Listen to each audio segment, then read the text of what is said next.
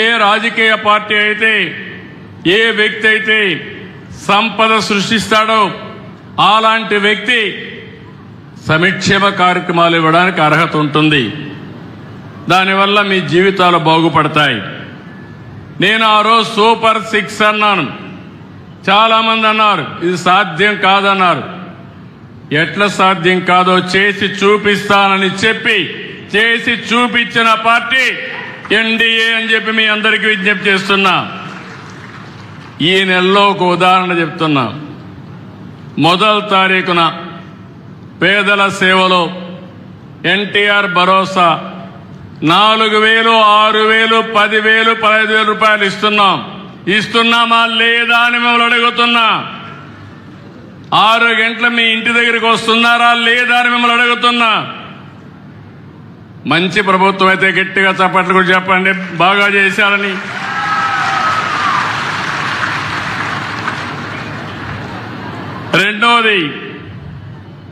రెండో తేదీన 47 లక్షల మంది రైతులకి అన్నదాత సుఖీభవ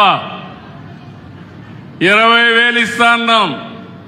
కేంద్రం 2,000, మనం 5,000 కలిపి 7,000 మీ అకౌంట్కి వేసామా లేదా అని మిమ్మల్ని అడుగుతున్నా. ఏమయ్యా రైతులు గట్టిగా చప్పట్లు కూడా చెప్పండి.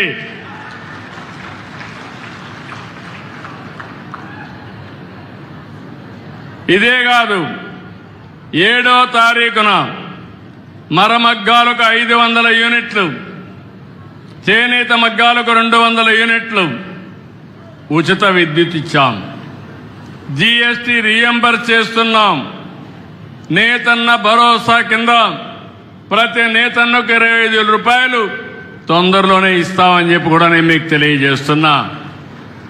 అదే రోజున నాయి బ్రాహ్మణులకి సెలూన్లకు 200 యూనిట్లు ఉచిత విద్యుత్తు. ఇది కాకుండా 40,000 సెలూన్లకి ఈ లబ్ధి వస్తుంది. నిన్ననే మా ఆడబిడ్డల ఉత్సాహం చూస్తున్నా. స్త్రీ శక్తి ఉచిత బస్సు ప్రయాణం. ఏమమ్మా ఆడబిడ్డలు ఆనందంగా ఉన్నారా లేదా? మీరు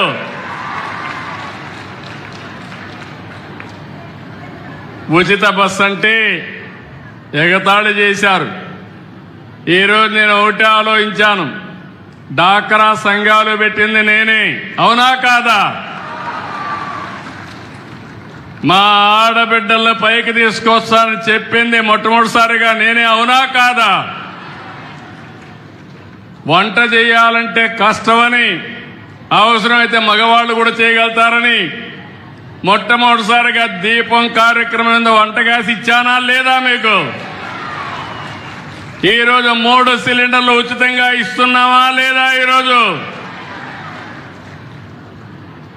ఇలాంటి కార్యక్రమాలు ఇచ్చి మొబిలిటీ. ఈరోజు కొంతమంది ఆడబిడ్డలు పనిచేస్తారు. కాకినాడకు పోవాలంటే డబ్బులు కావాలి, రాజమండ్రి పోవాలంటే డబ్బులు కావాలి. ఇప్పుడు ఏమీ బాధ లేదు. చంద్రన్న పేరు చెప్పి బస్సులో ఎక్కి, పవన్ కళ్యాణ్ గారి పేరు చెప్పి బస్సులో ఎక్కి జల్సాగా వెళ్ళిపోవచ్చు మీరు. అలాంటి వసతి కల్పించాం. కావాలంటే అమ్మగారింటికి పోవాలన్నా, లేదంటే తల్లిని చూసి రావాలన్నా, లేదంటే బోరు కొడితే రోజు పోతే లేనిపోని సమస్యలు వస్తాయి. అవసరం అనుకుంటే మీరు మీ కుటుంబ సభ్యులు పుణ్యక్షేత్రాలకు కూడా వెళ్ళి దేవుడి దర్శనం చేసుకోవాలన్నా చేసుకునే ఏర్పాట్లు కల్పించాం. శ్రీశైలం పోవాలన్నా, సింహాచలం పోవాలన్నా, తిరుపతి పోవాలన్నా, ఎక్కడికి పోవాలన్నా మీకు అలాంటి ఏర్పాట్లు చేశాం. దీనికంటే సంక్షేమం ఏమైనా ఉంటుందా ఆడబిడ్డలో? మీరే చెప్పండి. మళ్ళీ మీరు అక్కడికి వెళితే భోజనం కూడా హోటల్ పోతే 100 రూపాయలు అవుతుందని 5 రూపాయలకే అన్నా క్యాంటీన్లో భోజనం పెడుతున్నాం, అవునా కాదా? ఇలాంటి అనేక సంక్షేమ కార్యక్రమాలు తీసుకున్నాం. అన్ని వర్గాలు ఆలోచిస్తున్నాం.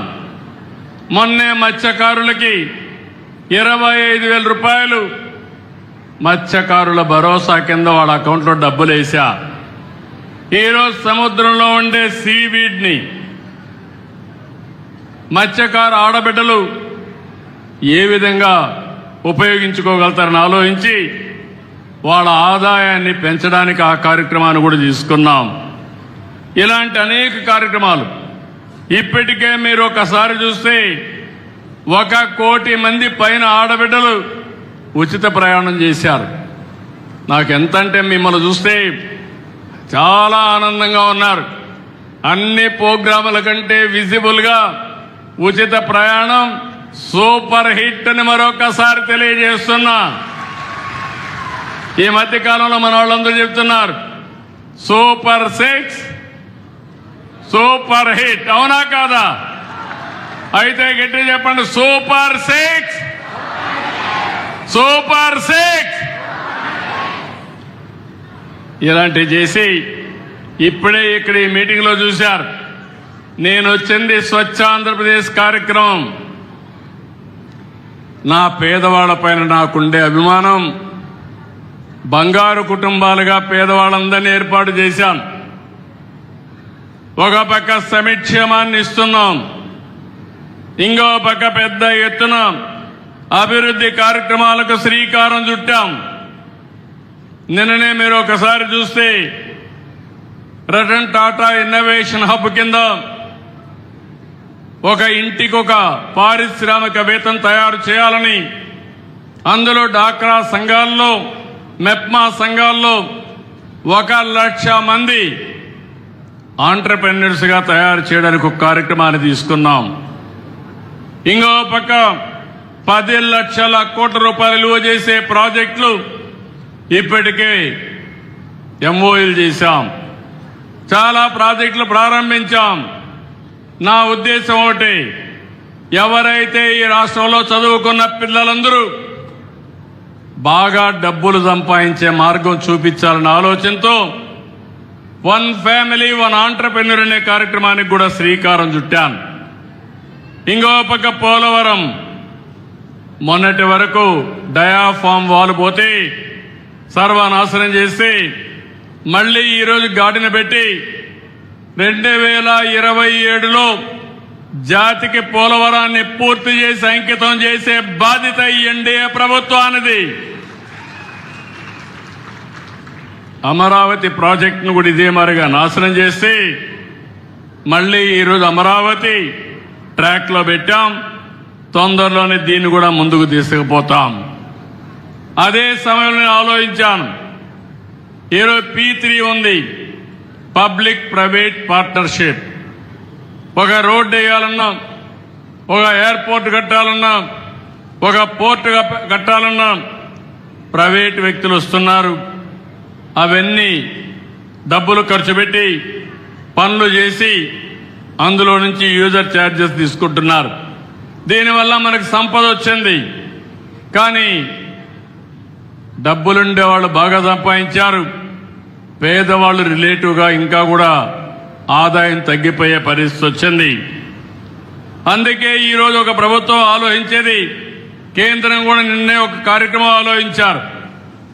రేపు రాబోయే రోజుల్లో ఇంకా పేదవాళ్లపైన భారం తగ్గాలంటే పన్నులను తగ్గించడానికి శ్రీకారం చుట్టారు. అక్టోబర్ నుంచి తొందరలోనే వస్తుంది, సింప్లిఫికేషన్ వస్తాయి. దీనివల్ల మీ మీద భారం తగ్గుతుంది, మీ కొనుగోలు శక్తి పెరుగుతుంది, పరిశ్రమలు కూడా బ్రహ్మాండంగా పైకొచ్చే అవకాశం వస్తుంది. ఇది ఇంకొక తరం ఆర్థిక సంస్కరణలు అని చెప్పి నేను మీకు తెలియజేస్తున్నా. ఇలాంటి సంస్కరణల్ని నరేంద్ర మోడీ గారు అక్కడ తీసుకొస్తే మన రాష్ట్రంలో మనం దాన్ని ఆదర్శంగా అమలు చేసి భారతదేశంలో నెంబర్ 1 రాష్ట్రంగా తయారు చేయాలనే సంకల్పంతో నేను ముందుకు పోతున్నాం.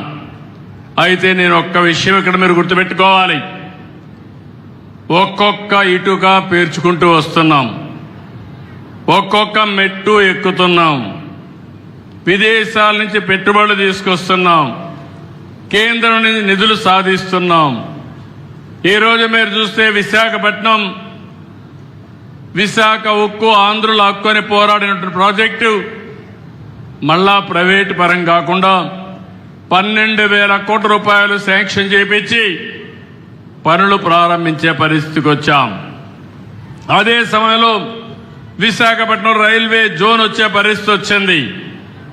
ఇలాంటి పనులన్నీ కూడా ఒకటి కాదు, మనం అనేక పనులు మీరు